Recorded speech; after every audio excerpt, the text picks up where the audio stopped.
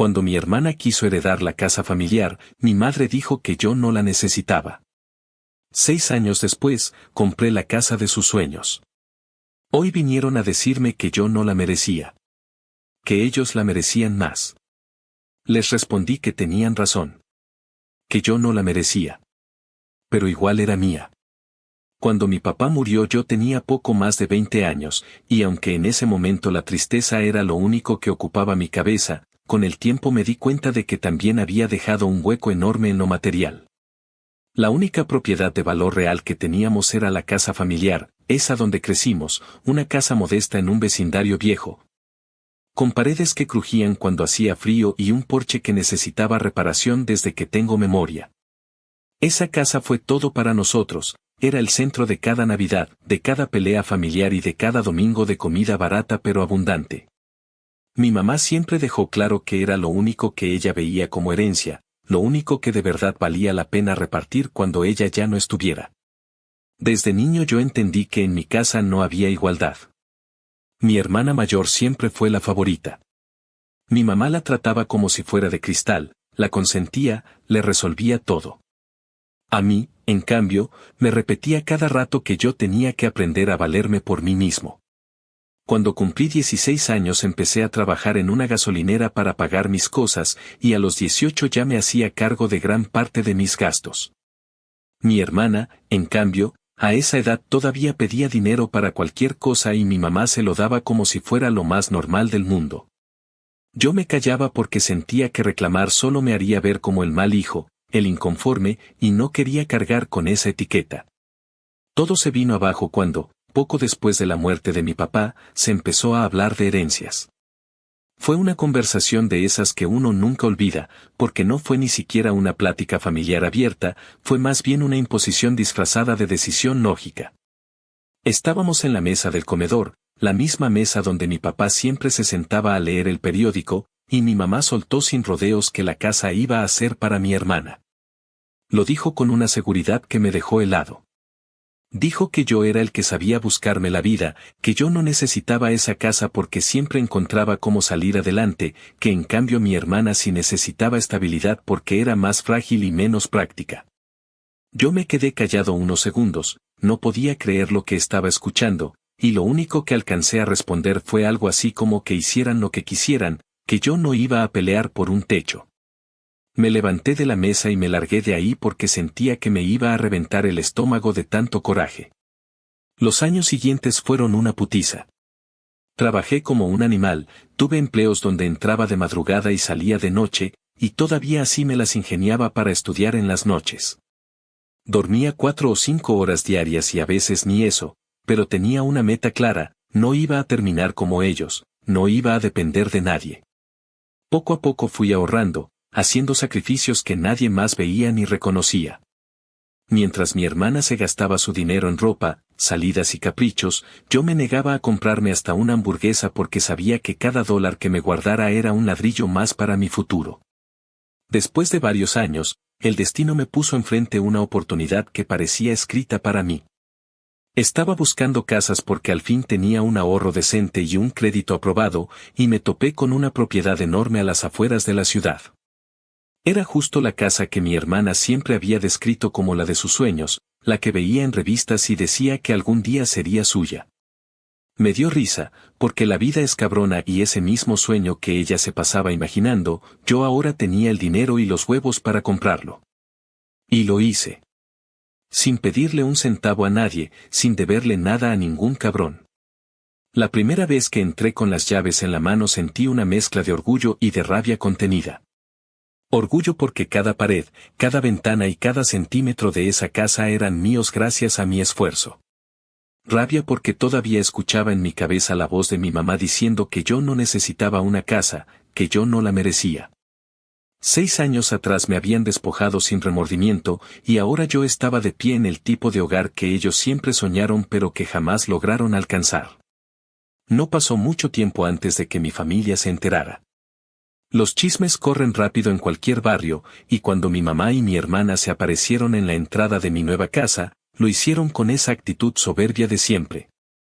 No vinieron a felicitarme ni a ver cómo estaba, vinieron a soltarme en la cara que yo no merecía vivir en un lugar así, que ellos eran una familia, que ellos habían sufrido tanto que merecían más que yo tener esa casa. Yo los escuchaba y por dentro me hervía la sangre, pero en lugar de explotar, solo solté una carcajada y les contesté con toda la calma que pude, les dije que tenían razón, que yo no la merecía, pero que igual era mía. Cerré la puerta y me fui a beber una cerveza en mi sala, mientras ellos se quedaban afuera haciendo corajes. Lo que no sabían es que esa apenas era la primera vez que iban a probar su propia medicina, porque la vida todavía les tenía guardadas muchas más humillaciones. Actualización 1. Pasaron como 6 meses después de aquella primera visita y en ese tiempo yo me acomodé a la casa con una mezcla rara de calma y ansiedad, como cuando estrenas zapatos que todavía te rozan pero sabes que te quedan. Arreglé el porche porque siempre he tenido una cosa con los porches, me gusta sentarme ahí en las tardes con una cerveza y ver cómo la luz se escurre por los árboles.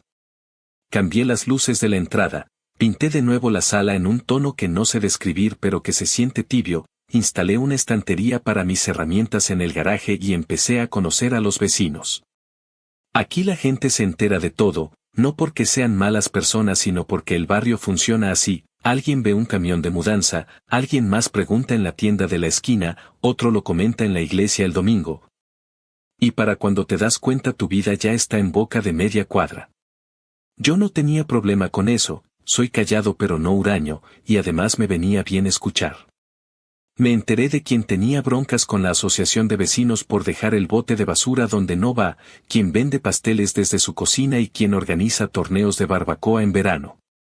Lo que no esperaba era escuchar, de golpe y sin anestesia, el nombre de mi hermana mezclado con el mío en conversaciones que ni la conocían. Resulta que andaba diciendo a quien la quisiera oír que yo le había robado la casa de sus sueños, que le debía esa casa, que sin su inspiración yo jamás habría aspirado a nada más grande que un departamentito con goteras. Yo me reí por dentro, porque la poca madre tiene sonido y huele a gasolina vieja. Que alguien que nunca pagó un recibo a tiempo se ponga a repartir méritos ajenos es la clase de humor negro que te da la vida cuando ya no te queda gran cosa por perder. El rumor fue escalando de manera rara, no explosiva sino pegajosa, como chicle en suela nueva. Me llegó primero por una vecina, la señora que saca a pasear un French Poodle con suéter a media tarde y que saluda a todo el mundo. Me la topé cuando estaba recogiendo paquetes en la entrada y me dijo con ese tono dulce que se usa cuando uno sospecha que pisa terreno delicado que había oído cosas feas sobre mi familia, que esperaba que estuviera todo bien. Yo le pregunté qué cosas y ella, con mucha pena, me soltó que una mujer que aseguraba ser mi hermana la había encontrado en el estacionamiento del supermercado y, sin mayor presentación, le contó que yo era un malagradecido que me había aprovechado de la muerte de nuestros padres, que me había hecho rico a costillas de un truco financiero, así lo dijo, como si yo fuera un mago sacando casas de un sombrero. Yo respiré hondo, conté hasta lo que me dio la paciencia y la miré a los ojos para decirle que no se preocupara, que la gente lastimada habla mierda porque no sabe hacer otra cosa, y que si alguna vez veía a esa mujer de nuevo, no le discutiera ni se metiera, porque no valía la pena. Ella me tocó el brazo con suavidad, me dijo que entendía, y se fue. Me quedé ahí, con el paquete en la mano, sabiendo que el aire ya estaba contaminado por un veneno que no había salido de mi boca. No pasó una semana cuando me llegó el siguiente capítulo de la novela, esta vez en formato visita a la puerta de mi casa. Era mediodía de un sábado, yo estaba al teléfono con el del taller de puertas porque una de las bisagras chirriaba, y de pronto escuché golpes secos en el portón, no timbrazo. Golpes como de alguien que quiere hacer sentir que trae prisa y que además cree que tiene derecho a entrar. Abrí y me encontré a mi hermana con los ojos hinchados, maquillaje corrido, el cabello en una coleta jalada a lo bestia, y una camiseta de esas que regalan en eventos. Detrás de ella, en la banqueta, había 2 maletas viejas, una con el cierre roto, y una caja con ropa mal doblada. Lo primero que dijo fue que no venía a pelear, que venía en paz, que necesitaba mi ayuda. Yo la dejé hablar porque aprendí hace tiempo que interrumpirla solo le da más gasolina. Me soltó, casi de un tirón, que su marido la había dejado por una cualquiera, que llevaba meses tratando de sostener la casa que mi mamá le dejó, que los impuestos se habían ido al cielo, que el techo tenía filtraciones. Que el calentador no encendía y que ya no podía más, que por favor le diera asilo en una de las habitaciones de mi casa por unos meses en lo que se recomponía. Lo dijo así, como si mi casa fuera un motel del que yo fuera el recepcionista y al que ella llegaba con un cupón. Yo sentí el golpe de la lástima en el pecho, porque por mucho coraje que traiga encima es mi hermana, la conozco desde que los dos medíamos poco más que la mesa de la cocina. Y es imposible no recordar cuando compartíamos cereal barato viendo caricaturas. Pero la lástima es tramposa, se disfraza de nobleza para que hagas cosas contra ti y después te deje con el recibo. Me apoyé en la reja, respiré, y le pregunté si estaba al día con los pagos de la casa de mamá, si había pedido ayuda antes, si había buscado trabajo más estable. Me dijo que eso no es lo importante ahora, que lo importante era que ella no tenía donde dormir esa noche, que yo siempre había sido el listo y que para mí no era nada abrirle una habitación. En otro tiempo me habría quebrado y la habría pasado, pero esta vez tenía muy frescos los recuerdos de ella diciéndome que yo no merecía un lugar como este, muy fresca la imagen de mi madre asintiendo a su lado. Y muy claro el sonido de mi propia puerta cerrándose cuando me dejaron fuera de la herencia como si yo fuera un mueble que estorba. Le dije que entendía que la estuviera pasando mal, que divorciarse es un infierno, que la soledad pesa y más cuando la casa se te viene encima con goteras y recibos sin pagar. Le dije que no era su enemigo, que no le deseo mal, pero que tampoco soy su salvavidas. Le conté, no con rencor sino con hechos, que cuando a mí me dejaron fuera de la casa, nadie me ofreció una cama, ni una sopa caliente, ni siquiera una llamada decente. Le recordé que yo me busqué la vida partiendo el lomo en trabajos de madrugada, que dormí en sillones prestados y que aprendí a lavarme la ropa en monedas porque no había de otra, y que si yo podía hacerlo, ella también podía. Me miró con esa mezcla de rabia y sorpresa que aparece cuando alguien se topa con una pared donde pensaba encontrar una puerta. Me dijo, casi escupiendo, que qué clase de hermano era, que cómo podía dejarla en la calle, que mi casa estaba sobrada de espacio y que yo era un egoísta que prefería tener cuartos vacíos que ayudar a la familia. Y ahí me calenté. Le solté que mi casa no está sobrada de nada, que cada habitación tiene nombre y precio, que cada metro de piso lo pagué con horas que nadie me va a devolver, y que no iba a convertir mi esfuerzo en el plan B de quienes no supieron sostener lo que les dieron en bandeja. Ella intentó cambiar de estrategia, se agarró de la reja con los dedos blancos y dijo, con ese tonito dulzón que usaba de niña para conseguir cosas, que prometía portarse bien, que no iba a causar problemas. Que solo necesitaba un techo mientras encontraba algo. Yo, para no alargar la tortura, le ofrecí algo distinto, le dije que podía prestarle dinero por única vez para cubrir una renta barata en un departamento de esos que incluyen agua y gas. Que incluso podía ayudarla a buscar en los anuncios y llevarla a ver opciones, pero que no iba a vivir conmigo. También le dije que, si quería, podía ponerla en contacto con un vecino que buscaba ayuda para un negocio de mudanzas, no es glamoroso pero paga honesto, y que con eso y un poco de disciplina podía estabilizarse. Ella se ofendió como si le hubiera propuesto barrer el estacionamiento de un estadio con un cepillo de dientes, repitió que estaba pidiendo familia, no caridad, y que mi ofrecimiento era insultante. Le expliqué que no era caridad, era un límite, y que los límites, aunque duelan, son sanos. Cerró la boca, las lágrimas se le secaron de golpe, y me dijo que algún día me iba a arrepentir, que la vida da vueltas y que cuando me tocara caer nadie me iba a levantar. Yo asentí y le dije que ojalá nunca tuviera que pedirle a nadie que me levantara, porque ya aprendí a hacerlo solo. Me pidió al menos usar el baño y un vaso de agua, y no soy un monstruo. La dejé pasar al vestíbulo, usó el baño de visita sin mirar a ningún lado, aunque sentí sus ojos queriendo medirse con la escalera, con los marcos, con el cuadro que colgué al final del pasillo. Le di agua, se la tomó en 2 tragos, dejó el vaso con ese golpecito de impaciencia que me recordó 1000 sobremesas tensas, y salió sin despedirse. Las maletas siguieron en la banqueta, yo no las toqué, no pensaba cargar con ellas ni simbólica ni literalmente. Llamó a un coche desde el teléfono, se sentó en la sombra y esperó. Antes de subirse volvió a mirarme, no sé si buscando una grieta o intentando memorizar el momento para usarlo después como munición. Me dijo que mi madre iba a saber de esto, como si mi madre fuera un juez con una toga invisible que pudiera dictaminar sobre mis paredes. Yo le contesté que hiciera lo que creyera necesario, que yo también sabía tener memoria, y que mi puerta se quedaba como estaba, cerrada a las viejas costumbres. Los días siguientes tuvieron un sabor raro. Me llegaban ecos sueltos de su versión de los hechos, cada vez más adornada, como árbol de Navidad con luces de sobra, que la había humillado, que la había echado a la calle sin $1, que me había burlado de su divorcio, que me creía mejor que todos. Por las noches, cuando el vecindario se calmaba y solo se escuchaban grillos y de vez en cuando una moto que pasaba hacia la carretera, me daba vueltas el asunto en la cabeza y revisaba mis decisiones como se revisa una cerca después de una tormenta. No encontré tablas flojas. No había malicia en mis actos, había borde, sí, pero no crueldad. Le ofrecí una salida que no me arrastrara a mí al hoyo, y eso, aunque a muchos les cueste, es lo que se hace cuando uno deja de jugar el papel de salvador designado.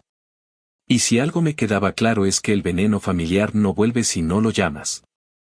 Un par de semanas más tarde, cuando ya casi todo había recuperado su ritmo, me topé en la fila del café con una de las señoras de la iglesia que a veces organiza donaciones para gente en apuros. Me preguntó, con una delicadeza que le agradecí, si podía anotar a mi hermana en una lista para ayuda de emergencia. Que habían escuchado de su situación y que quizá podían cubrir un par de meses de alquiler en un complejo modesto. Le dije que por mí no había problema, que si eso le daba un respiro, adelante, y que incluso yo podía añadir una cantidad para que la ayuda durara un poco más. Ella me miró con una mezcla de sorpresa y alivio, como si no cuadrara el monstruo que habían pintado de mí con el tipo que estaba ahí comprando café y ofreciendo sumarse a una colecta. Nos reímos bajito, como se ríe uno cuando sabe que la vida es absurda pero hay que seguir bebiendo café para aguantarla. Para entonces yo ya había instalado cámaras nuevas en la entrada, no por paranoia sino porque uno aprende a cubrir flancos.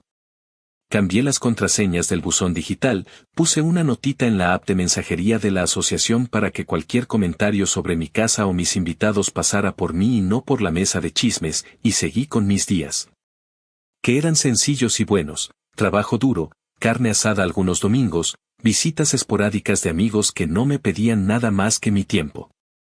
Si dentro de todo eso había una sensación de pérdida, no era por cerrar la puerta a mi hermana, era por aceptar que la familia, tal como la conocía, ya no existía. Y esa aceptación, aunque amarga, venía con una calma rara, una paz que no supe nombrar pero que me permitió dormir completo por primera vez en muchos años. Actualización 2. Había pasado poco más de un año desde aquella tarde en la que mi hermana apareció con las maletas en la banqueta, llorando y tratando de convencerme de que le abriera las puertas de mi casa. Yo había seguido con mi vida, me había enfocado en mi trabajo y en seguir arreglando mi casa a mi manera, disfrutando cada espacio, cada detalle que iba adaptando a mi gusto. En ese tiempo también aprendí a vivir con el eco de los chismes que ella misma había ido dejando por todas partes. Al principio me preocupaba, porque uno piensa que la reputación es como una sombra que nunca se despega, pero con el paso de los meses descubrí que la gente que realmente importa no se deja guiar por cuentos, y que los demás, los que sí se alimentan de esas habladurías, jamás me iban a tender una mano aunque yo fuera un santo. Así que aprendí a callar y dejar que se desgastara sola en su propio veneno. Un día cualquiera, estaba en mi trabajo cuando recibí la llamada de un primo que vive al otro lado de la ciudad. Él siempre ha sido de esos que no se meten demasiado en problemas familiares pero que se mantiene informado de todo, como si tuviera antenas para detectar el drama. Me marcó con tono urgente, lo cual me extrañó, porque nunca hace eso.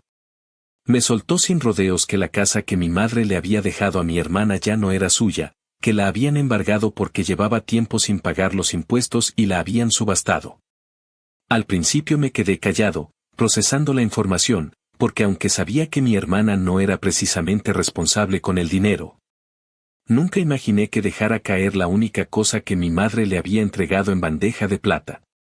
Le pregunté si estaba seguro, si no era un chisme inflado, y me dijo que no, que él mismo había visto el letrero de subasta en la propiedad y que los nuevos dueños ya habían empezado a mover papeles.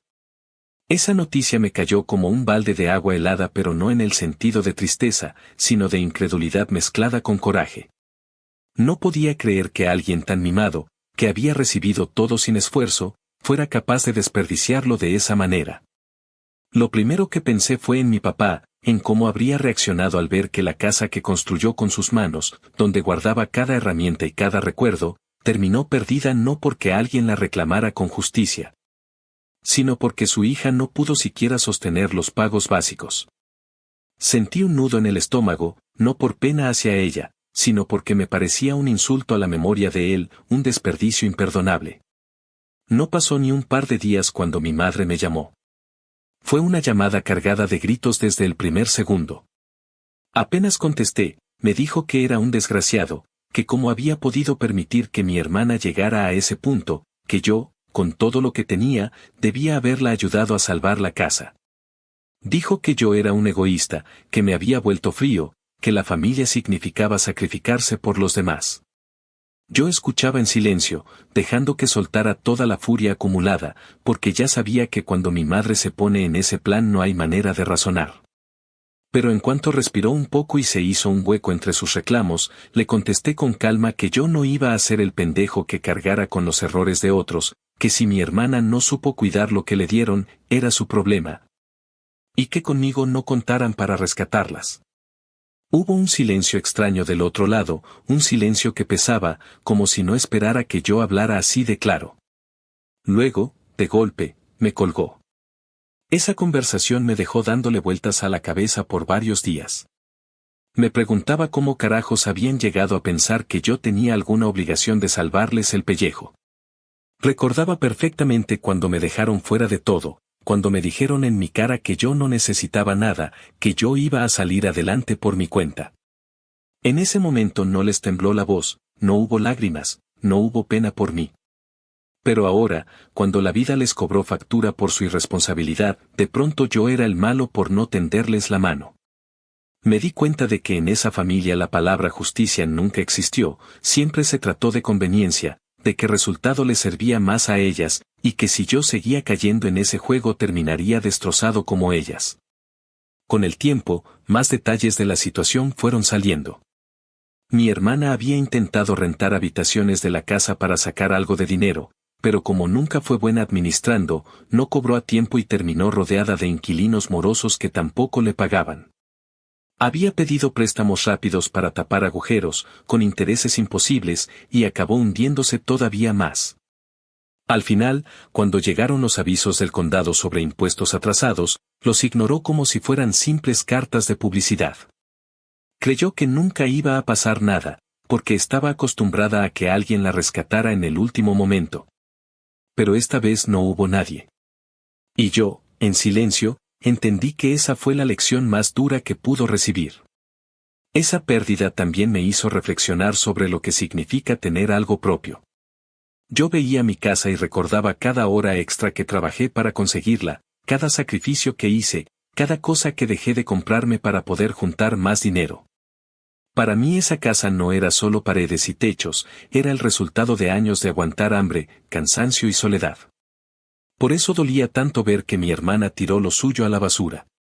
No porque quisiera tenerlo, sino porque era la prueba de que nunca valoró nada, ni a mi papá, ni el esfuerzo que representaba, ni la oportunidad que se le dio. Después de esa llamada con mi madre, el contacto entre nosotros se cortó casi por completo. Ella no volvió a llamarme, ni siquiera en fechas especiales, y yo tampoco busqué tender ningún puente.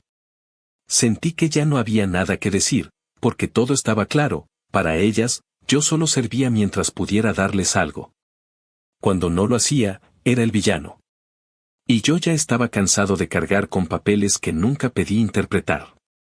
Preferí el silencio, preferí dedicarme a mi vida y dejar que las suyas siguieran hundiéndose en sus propios errores. Actualización 3.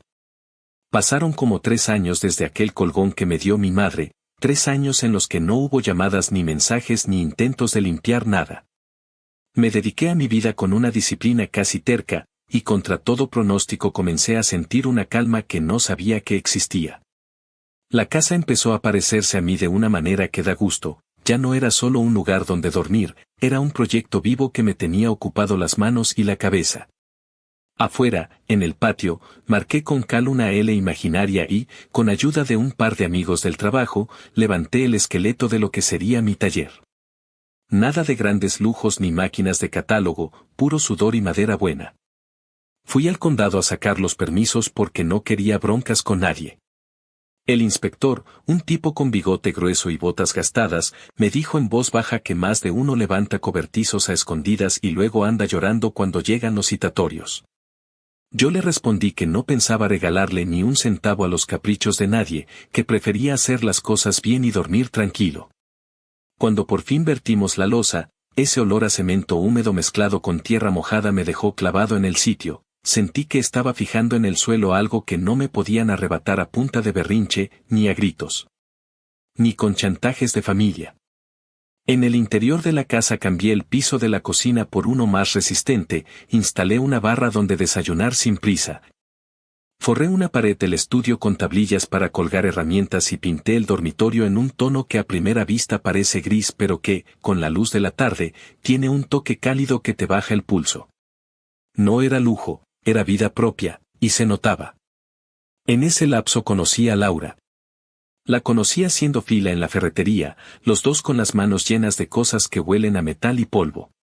Me preguntó si valía la pena pagar por una sierra más cara o si la básica le aguantaría unos gabinetes de baño, y yo, que en esas decisiones me desquito de todas las veces que me tragaron la voz. Me lancé a explicar pros y contras como si me pagaran comisión. Nos reímos cuando, ya en la caja, los dos sacamos una bolsa de tornillos iguales. Días después la invité a la casa a una carne asada con los vecinos y, sin grandes palabras, se fue quedando. A ella le gustaba que yo fuera necio con el orden del taller y a mí me gustaba que a ella no le temblara la mano para ensuciarse. Tenía un pasado de esos que te curten la piel, trabajos mal pagados, un par de mudanzas a la mala, demasiadas promesas rotas. No venía a que la salvaran ni a salvar a nadie. Venía a sumar, y eso se notaba en cómo me acomodaba la vida. Cuando por fin monté el banco de trabajo y colgué la primera lámpara sobre la mesa, ella se paró atrás de mí y dijo que ese era el lugar donde se iban a construir cosas buenas. Lo dijo así, con esa seguridad que no pide permiso. Fue la primera vez en mucho tiempo que alguien habló de futuro conmigo sin mirarme como cajero automático ni como escalón. Mientras tanto, las noticias de mi familia me llegaban por vías extrañas, casi siempre por un primo que trabaja en entregas y cruza la ciudad todo el día. Un sábado de esos largos me llamó para decirme que había visto a mi hermana salir de un parque de casas móviles en la parte vieja del pueblo. Dijo que la reconoció por la forma de caminar, con ese apuro que no lleva a ningún lado, y que iba cargando una bolsa de plástico con comida que claramente no alcanzaba para mucho. Me contó que el lugar era de los que cobran renta por el lote y te dejan a ti el resto de la miseria, una casita angosta, con techo de lámina, una pequeña escalera de metal al frente, un parche de tierra que llaman jardín y un poste con el número pintado a mano. Nada de árboles. Nada de sombra. Me imaginé el verano adentro de ese cajón con el aire acondicionado de ventana rugiendo como un animal cansado y un ventilador dando vueltas sobre comida recalentada. Me imaginé el invierno con cobijas baratas y el sonido del viento metiéndose por rendijas que nadie sella. El primo dijo que la vio con mi madre. Le pregunté si estaba seguro. Dijo que sí, que mi madre salía detrás de ella cerrando la puerta con un jalón, y que se pelearon en el estacionamiento chueco por un tema tan triste como un recibo de luz. Al final subieron a un carro viejo y se fueron, cada una mirando para su lado, como si el mundo les debiera una disculpa. En vez de sentir esa punzada de culpa que mi familia siempre supo activar con precisión de cirujano, lo que sentí fue un cansancio hondo y una claridad casi brutal. Las decisiones tienen consecuencias y, aunque suene frío, cada quien se merece la realidad que sostiene o que suelta. Mi hermana había soltado todo, dejó caer la casa que le regalaron, dejó pasar los avisos, se tragó los préstamos rápidos como si fueran salvavidas y no piedras. Y ahora vivía en una caja de metal que se calienta y se enfría al ritmo del clima. Mi madre había apostado toda su fe a la hija que menos sabía cuidarse y, cuando la apuesta se vino abajo, prefirió mudarse con ella a ese rincón estrecho antes que llamarme y reconocer, tan siquiera por una vez, que había cometido un error. Ese orgullo de mierda los tiene a mucha gente comiendo mierda, y no es poesía, es estadística callejera. Yo no iba a meter la cabeza en ese nudo otra vez. Ya me había cobrado demasiados años de vida. En la casa, la vida seguía con su música de cosas simples. Aprendí a ajustar puertas para que cierren sin hacer ruido, a corregir la presión del agua para que la regadera no te escupa como si te odiara, a sellar ventanas con paciencia de relojero para que no entre el frío. En el taller, a ratos libres, empecé a tomar pequeños encargos, un mueble para una vecina que heredó una máquina de coser y quería un lugar donde coser sin encorvarse. Una repisa para un señor que colecciona latas viejas y no tenía dónde ponerlas, un arreglo para la pata coja de una mesa que se negó a morir. No me hacía rico, ni falta me hacía, me daba orgullo. El olor a aserrín se quedó pegado en mi ropa y en mis manos, y me gustaba que Laura me oliera al cuello y dijera que sabía a trabajo honesto. Organizó en el patio una cena con luces colgantes, esas que uno cree que solo sirven para fotos, y de pronto mi casa se llenó de voces de gente que venía a comer, reírse, dejar platos limpios y recoger sillas sin que yo lo pidiera. Era otra manera de familia, una que no te exprime ni te mide por lo que entregas. A veces, inevitablemente, me preguntaban por mi madre y por mi hermana. La gente que te quiere no pregunta por morbo, pregunta para ubicarte. Yo respondía sin teatro, contaba que no hablábamos, que ellas tomaron sus decisiones y yo tomé las mías, que no había pleito pendiente porque para pelear hace falta que aceptes el ring. Cuando alguien se atrevía a decirme que quizá debería llamarlas, que la sangre jala, yo asentía con educación y cambiaba el tema. Sabía que esos consejos vienen de manuales que nadie ha leído, y que decirlos da la sensación de bondad sin pagar el precio. No los juzgo. Pero tampoco me tragaba su receta. Para mí la sangre solo jala cuando no te quita el aire.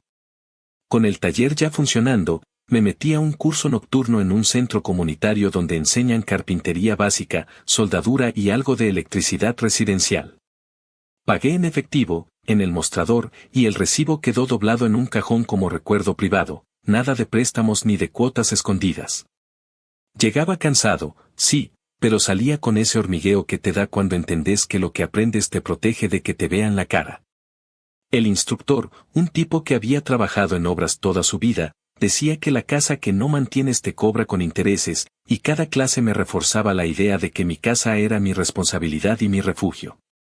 Lo contrastaba con la imagen del parque de casas móviles y me salía fuego por dentro. No por pena, por rabia hacia la dejadez. Los problemas no son culpa, pero la dejadez sí es decisión. Un domingo en la mañana, mientras Laura hacía café y yo revisaba una lista de cortes para un mueble, el teléfono sonó con un número que no tenía guardado. Contesté por reflejo. Era mi madre. Su voz, de inmediato, me regresó a la cocina de mi infancia, a ese tono que usaba cuando venía a pedir algo disfrazado de favor noble. Dijo que necesitaban hablar, que las cosas estaban difíciles, que el lugar donde estaban era provisional, que quizá yo podría ayudar con un par de cosas pequeñas. Se detuvo y nombró esas cosas pequeñas, un pago atrasado de la renta del lote, una reparación del calentador, una compra al por mayor para la despensa porque el mercado local estaba carísimo. Lo dijo con normalidad, como quien dicta una lista de supermercado a un marido distraído. Yo apreté la mandíbula y dije que no podía. Me pidió que no fuera cruel, que por lo menos fuera a ver el lugar para entender. Le respondí que no necesitaba verlo, que me bastaba con recordar la última vez que me paré en su puerta con la dignidad hecha trizas y me dijeron que yo no necesitaba una casa. Se hizo un silencio que duró lo suficiente para que se escuchara el burbujeo del café. Luego dijo que yo había cambiado, que me había vuelto un hombre duro, que el dinero me había podrido. Le dije que el dinero no me pudre porque no lo uso para comprar gente, que lo uso para comprar tiempo. Luego, con toda la paciencia que pude, le expliqué que si quería que la tratara como adulta, tenía que dejar de hablarme como si tuviera en la mano la tarjeta de crédito de la familia. Dijo que yo me iba a arrepentir. Le contesté que ya me había arrepentido suficiente en esta vida como para aprender a tiempo. Colgué con la mano temblando, no de culpa, de pura adrenalina. El resto del día fue raro. Sentí la vieja tentación de manejar hasta ese parque y ver con mis ojos, de pararme ahí como inspector de conciencia y repartir soluciones a billetazos. Pero sabía que esa película ya la había visto, y que al final yo salía desnudo y ellos con abrigo nuevo. En vez de eso, me puse a trabajar. Corté, lijé, atornillé. Laura puso música de fondo y me habló de un viaje corto a la costa que podríamos hacer cuando terminara el pedido del vecino. Me dijo que estar bien también es una decisión y que yo llevaba tiempo decidiéndolo. Me reí, maldije en voz alta al tornillo que no quería entrar, y sentí que el corazón me bajaba de revoluciones. No era frialdad, era cuidado propio. Entre una cosa y otra, escribí en una libreta una lista que parecía simple pero que para mí era un manifiesto: no prestar la casa, no firmar papeles de nadie, no avalar a nadie, no pagar deudas ajenas. No visitar lugares donde me pidan más de lo que hay. Esa lista se quedó pegada dentro de un gabinete del taller, y cada vez que abro la puerta para agarrar un destornillador me la encuentro de frente.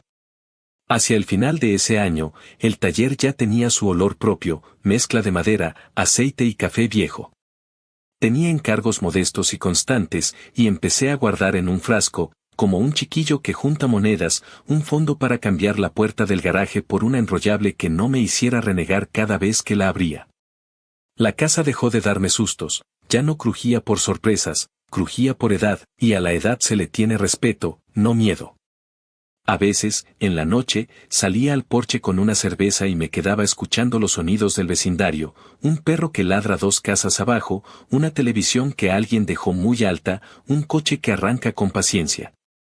Pensaba en mi hermana y en mi madre, sí, pero ya no con ese rencor que quema la boca, sino con la distancia de quien acepta que hay caminos que no se van a cruzar sin que alguien salga herido. Si en algún momento tuve la fantasía de que un día tocarían a mi puerta para pedir perdón de verdad y no para negociar otra deuda, ese día se fue con el polvo de la loza cuando la pulimos. Lo que vino después, como suele pasar, no llegó con fanfarria. Llegó con otro chisme del primo, con una carta mal dirigida que apareció en mi buzón pidiéndole a mi hermana un pago atrasado de una multa de tránsito. Con un mensaje que Laura recibió por error en una red social donde mi madre, con su soberbia intacta, se quejaba de que yo me creía superior porque ahora tenía un caserón. Todo fragmentos, todos trozos de una vida que seguía la misma inercia. Yo, en cambio, aprendí a estar bien sin pedir permiso. Si eso me hace un cabrón a sus ojos, que así sea. Prefiero ser el cabrón que cuida su casa que el santo que la pierde por quedar bien. Y si un día la vida decide que me toca caer, que me encuentre con herramientas a la mano, no con la mano extendida pidiendo rescate. Porque a estas alturas ya entendí que el único rescate que sirve es el que te haces tú mismo, con paciencia, con límites, y con la terquedad necesaria para cerrar la puerta cuando te la quieren empujar a patadas. Actualización 4. Pasaron unos cuantos años más, suficientes como para que el taller dejara de ser un proyecto y se convirtiera en un pequeño pulmón que mantenía la casa latiendo con su propio ritmo. Yo ya podía abrir el portón con una sola mano sin que chirriara, el piso del estudio tenía marcas de cola y de lápiz que parecían mapas. La cocina había ganado un calor que no venía solo del horno sino de la cantidad de cenas compartidas que se quedaron pegadas a las paredes como un buen olor. Con Laura la vida se acomodó en una cotidianidad amable: listas de compras pegadas con imanes, turnos para sacar la basura, discusiones pequeñas sobre si el café se guarda en el congelador o no. Y reconciliaciones todavía más pequeñas que terminaban con un paseo nocturno por la cuadra para que el cansancio se soltara en las aceras. Aprendimos a hablar sin empujarnos, y también a callar cuando la memoria de mi familia se colaba por la rendija como aire frío. Ya no dolía como al principio, pero seguía ahí, una presencia que se sentía más fuerte en días de lluvia, cuando la casa crujía y yo me acordaba, sin querer, de la casa vieja y de los domingos donde todo era una mezcla de sopa barata y televisión a medio volumen. El salto fue evidente cuando el taller empezó a pagar por sí mismo los materiales y yo pude cambiar la vieja puerta del garaje por una enrollable que funciona con un motor silencioso que parece un suspiro. Fue un antes y un después: ya no había que pelear con la lámina, ya no había que empujar con el hombro para abrirla, un simple botón y la casa te decía que confiaras en ella. Eso, sumado a que el seguro de vivienda por fin reconoció los arreglos que hice, me dio una sensación de estar parado en tierra firme. No rica, no lujosa, nada de esas palabras que se usan para presumir. Firme. Ese era el punto. Caminar por el pasillo y saber que cada foco, cada toma de corriente y cada tablón estaba donde yo quise y no donde me obligaron. Esa clase de control humilde que parece poca cosa hasta que alguien te lo quiere manosear. La llamada que nunca llegó convertida en visita en una tarde tibia, de esas en las que el sol no pega directo pero la luz lo cubre todo con una calma engañosa. Yo estaba ajustando la altura de una mesa de trabajo porque un vecino zurdo me había pedido que se sintiera cómoda para él. Y Laura estaba en el jardín trasero viendo si por fin agarraban los tomates que plantó sin demasiada fe. Escuchamos el portón sonar y luego el timbre.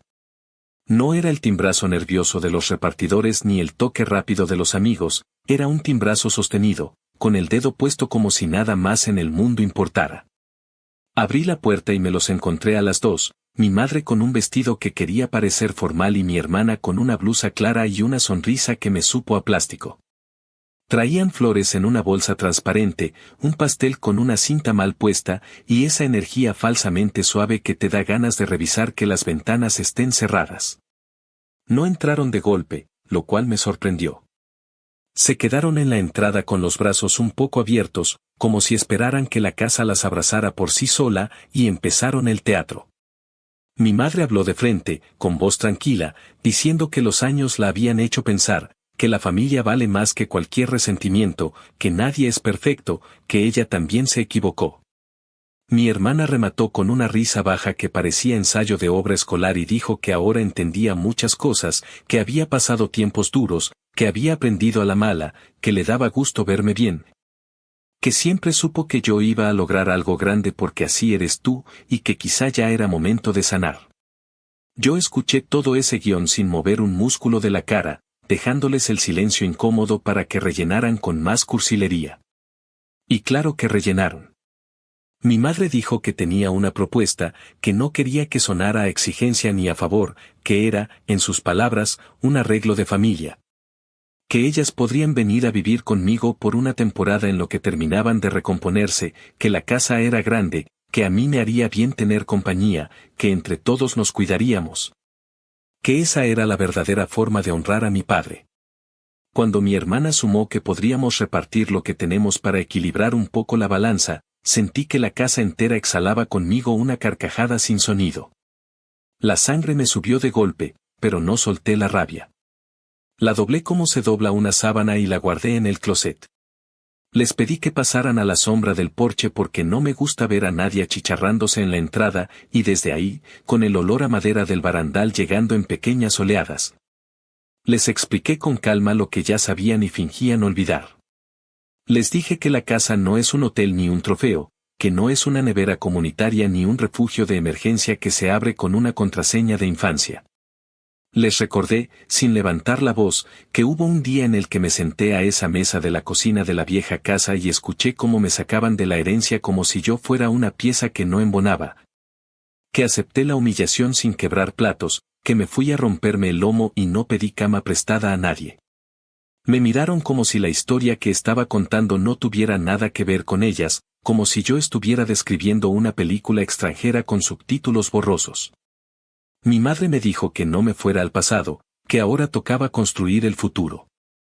Ahí fue donde se me salió el veneno en una frase, seca y limpia: el futuro se construye con ladrillos, no con los huevos de otro. Mi hermana intentó cambiar de tono, esa vieja táctica de mover las piezas hasta ver cuál te abre la puerta. Dijo que no quería pelear, que prefería hablar de números entre comillas, que estaba pensando en un acuerdo donde ellas se ocuparan de la casa y yo de los pagos grandes. Que si yo pagaba impuestos y seguro ellas podían encargarse de mantener limpio, cocinar, cuidar el jardín, esas cosas que a los hombres se les pasan. Le respondí que para cocinar no necesito permiso, que para limpiar tengo 2 manos, y que el jardín ya encontró su ritmo sin su ayuda. Les dije, con todas sus letras, que no iba a pagar por sus errores, que no iba a poner mi nombre en ningún papel que no naciera de mi bolsillo, que no iba a firmar contratos. Que no iba a ponerlas a vivir bajo mi techo ni un solo día. Les aclaré que la última vez que abrí puertas sin pensar terminé enfermo de rencor y que no iba a volver a intoxicar mi casa por la culpa enlatada que ellas saben vender con moño. En ese punto la máscara se rompió. Mi madre dejó caer el pastel en la mesita del porche con un golpe hueco y dijo, con esa vieja soberbia que la ha acompañado desde que me alcanza la memoria, que yo me estaba olvidando de dónde vengo.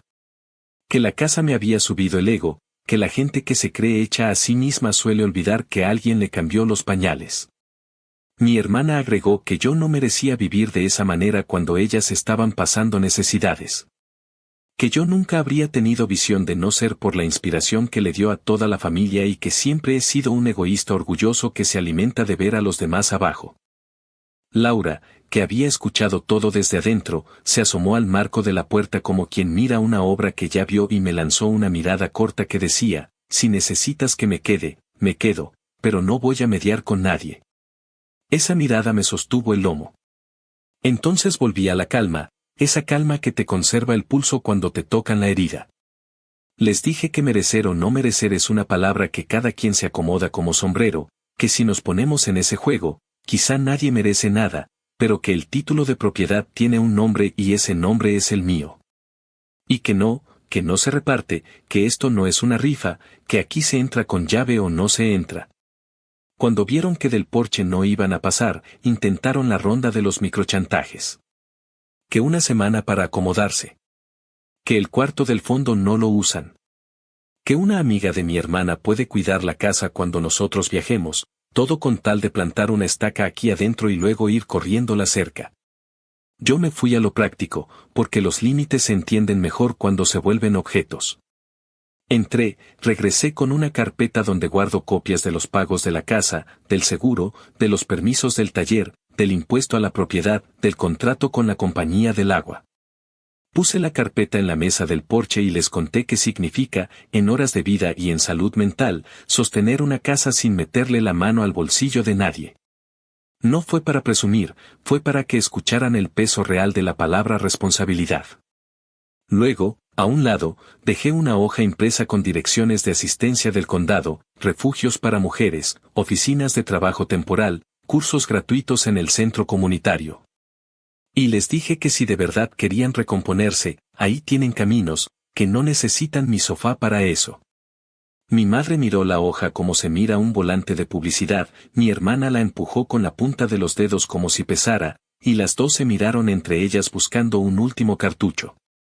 El último cartucho fue la culpa disfrazada de frase hecha. Mi madre dijo que mi padre se avergonzaría de verme así, cerrado, frío, que él siempre insistió en que la familia se cuida, que lo más importante es que no nos falte techo. Me ardió el nombre de mi padre metido como moneda falsa en una máquina vieja. Le respondí con la voz en su sitio que mi padre también me enseñó a no dejar que nadie me pisara, que mi padre, el mismo que se levantaba con los primeros camiones, no habría aplaudido que su hija dejara perder una casa por no pagar impuestos, y que si de honrarlo se trata, yo lo honro cuidando lo que construí sin pedirle a nadie que me sostenga. Mi hermana explotó, dijo que yo tenía una manera de hablar que lastima, que si el dinero me cambió tanto, ojalá un día supiera lo que es necesitar de verdad. Yo le contesté que ojalá un día supiera lo que es sostener de verdad, porque necesitar sabemos muchos, sostener pocos.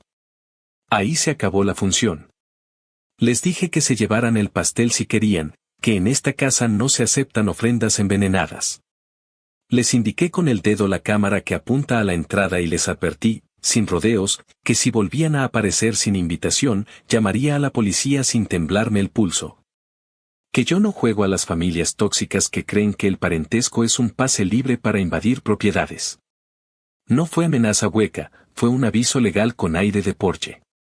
Mi madre arrugó la boca, se enderezó el vestido, y dijo que yo iba a terminar solo. Le respondí que la soledad no me asusta, lo que me asusta es volver a ser el tipo que abre la puerta a costa de sí mismo. Mi hermana recogió las flores, se las dio a mi madre y murmuró algo sobre que los vecinos iban a enterarse. Yo me encogí de hombros y pensé, que se enteren, que también aprendan que las casas con límites se respetan. Cuando cerré la puerta, el cuerpo me tembló lo justo. Laura no dijo nada. Me puso un vaso de agua en la mano y esperó a que se me aflojara la mandíbula. Después salimos al patio y terminamos de plantar los tomates como si nada, porque la vida, la de verdad, no se detiene a aplaudir ni a llorar cada escena. Esa noche escribí otra línea en la lista del gabinete del taller, además de no prestar la casa ni firmar papeles ajenos, añadí no aceptar disculpas que vienen con condiciones. No es filosofía, es mantenimiento emocional, igual de necesario que purgar la línea del calentador o revisar los sellos de las ventanas antes de que llegue el frío. Me dormí con la espalda tensa pero la conciencia limpia, y al amanecer siguiente le di cuerda al día como a un reloj que no le debe minutos a nadie. Afuera, el vecindario siguió su concierto de perros, motores y voces. Adentro, la casa se quedó del tamaño exacto de quienes la cuidan. Y aunque sabía que no sería la última vez que intentaran forzar una entrada, también sabía que ya no había grietas donde metieran la palanca. Actualización final. Habían pasado ya varios años desde aquella visita donde llegaron con pastel barato y flores compradas a última hora. El tiempo había seguido su curso como suele hacerlo, a veces con lentitud desesperante y a veces con la velocidad de un tren que no espera a nadie. Yo seguía con mi vida en la casa, cuidándola y levantándome cada día con la tranquilidad de saber que todo lo que me rodeaba era fruto de mis propias manos.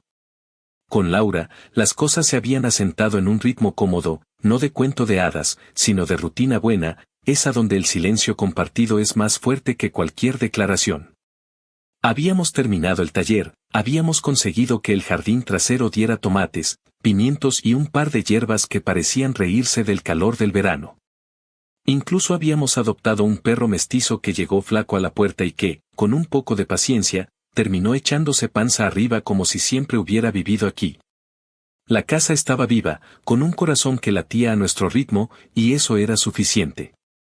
Un sábado en la mañana, de esos que arrancan lentos con café recién molido y el periódico arrugado en la mesa, escuchamos voces en la entrada. No timbre, no golpes, voces. Abrí la cortina y ahí estaban otra vez, mi madre y mi hermana, como si el tiempo no hubiera pasado, como si la última escena nunca hubiera existido. No traían flores esta vez, tampoco pastel ni sonrisas ensayadas. Venían con las manos vacías, pero con la lengua afilada. Antes de que pudiera salir al porche, ya estaban gritando desde la reja que yo les debía esa casa, que todo lo que tenía era gracias a que ellas me habían dejado libre para crecer. Que si yo había logrado algo era porque ellas me habían descargado de responsabilidades. Decían que ellas eran las que realmente merecían un hogar así, que yo era un egoísta que vivía rodeado de lujos mientras la familia pasaba necesidades. Me quedé un momento en silencio, observando desde adentro. Laura estaba parada detrás de mí, con los brazos cruzados, esperando a ver qué iba a hacer. No me empujó, no me detuvo, no me dio consejo, solo se quedó ahí, sosteniendo la calma como quien sabe que la batalla es mía y no suya. Salí al porche con paso tranquilo, no rápido, no lento, el paso de quien sabe exactamente lo que va a decir. Las miré a las dos y sentí cómo se me apretaba el pecho, no por miedo, sino por ese fuego que te sube cuando alguien escupe mentiras como si fueran verdades universales. Mi madre fue la primera en hablar con la voz temblorosa pero fuerte, diciendo que yo estaba viviendo una vida que no me correspondía, que lo que tenía en ese momento era el resultado de haberme aprovechado de las circunstancias. Que si hubiera existido justicia de verdad, esa casa habría sido de mi hermana y que lo justo era que yo les abriera la puerta y compartiera con ellas.